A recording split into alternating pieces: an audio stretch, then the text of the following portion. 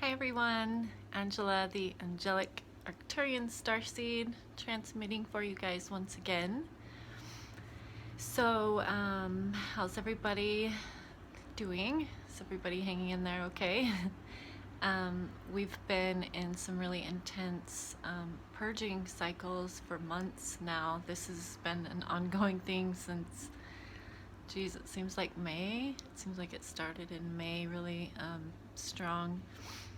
And so I just want to kind of remind everyone that even though purging is really difficult and it's really hard to go back and revisit, some really painful stuff, that by doing so, we are able to finally release it and remove those anchors from our feet that are going to allow us to move up into these higher vibrations, because we simply cannot go up into higher vibrations if we have all these traumas and wounds. So these purge cycles are painful, but they're gonna be the path to freedom, you guys. That's what's gonna lead us to the Rainbow Bridge, is really dealing with our traumas and letting it go. And I feel like the energy right now is about karmic contracts that are coming to completion, a big karmic cycle that's coming to completion. I feel like for me it was an 8-year cycle. It started around 2012, and like all from 2012 to 2016-17 was just like majorly karmic stuff going on. And that culminated for me in 2016 for the most part, not all the way though, when I had my awakening. And I feel like that cycle's just now kind of finishing out, and contracts that we had with other people to work out karma from other lifetimes especially, that's culminating now and ending. So it's really up to the individuals about how those contracts were played out and whether or not the karma has been dissolved or not.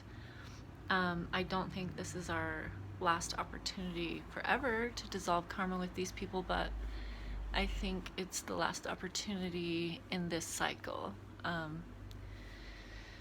So, some contracts did get fulfilled and people were able to forgive. And this is a point that we're at right now where we can choose whether we want to dissolve these contracts or not. So, as the karma plays out, the person that hurt you may now be the one that's hurting.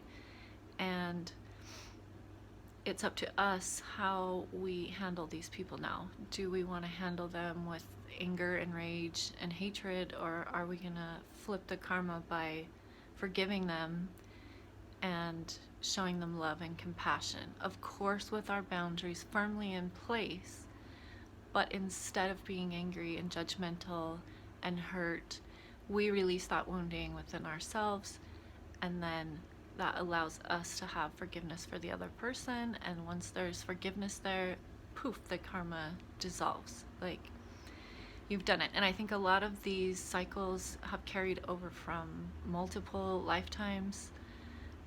These are situations that have been playing out for a really long time between certain people, especially the ones that are like super painful to us.